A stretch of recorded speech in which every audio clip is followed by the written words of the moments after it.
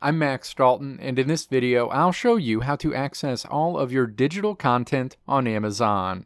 Step 1. Open a web browser, navigate to Amazon.com, and then sign into your account if prompted. You'll land on your Amazon home screen. Step 2. Click Accounts and List to open a menu. Step 3. Navigate to the Your Account section and then click Content Library in this menu.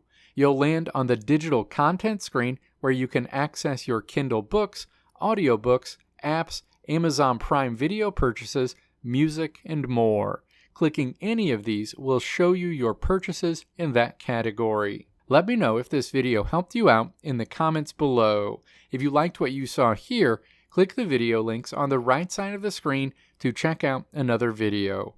Or click the logo on the left side of the screen to check out my tutorial website at www.maxdalton.how.